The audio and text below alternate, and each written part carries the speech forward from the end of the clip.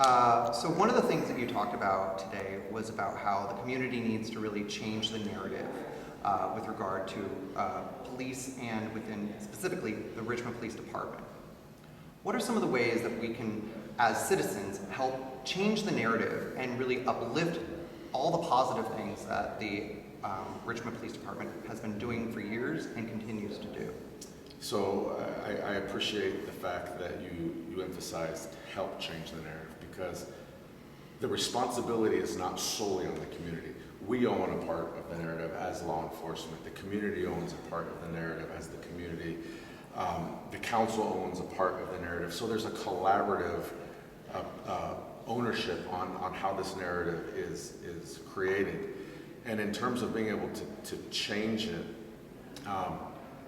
I think it starts with the express demand that the public has. So we know, being integrated with the community, that they want a robust, well-trained, well-staffed police department. But they need to make those demands known in the avenues and in the venues where decisions are made on how funding is going to be allocated or how resources are going to be deployed. When officers hear that the community has a demand for their presence, that intrinsically changes the narrative for them.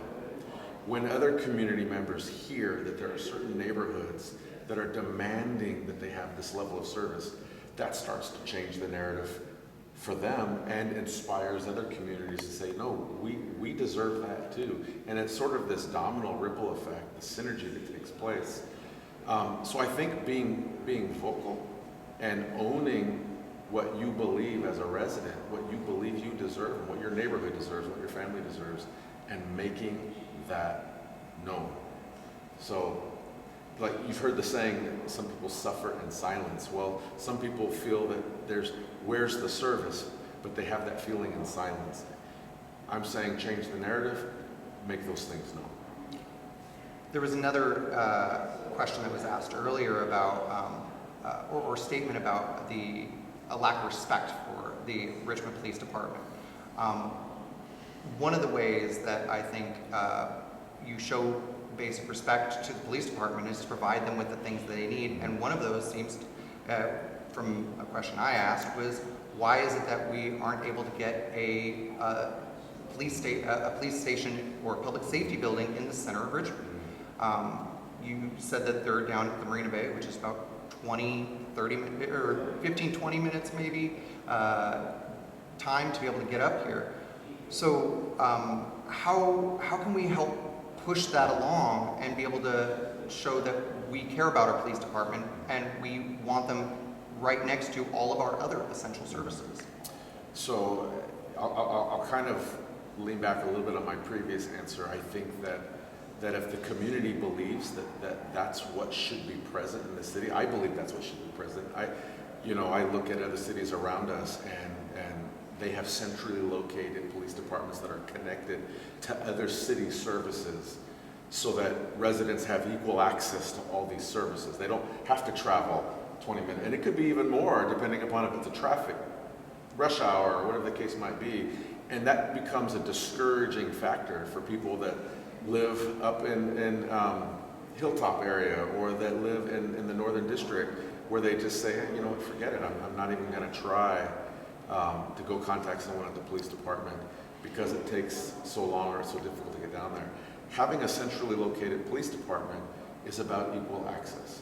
And that's one thing I'm actually very fond of with this city and our council is I do believe that there is an equal access drive, that they want everyone to have the same access.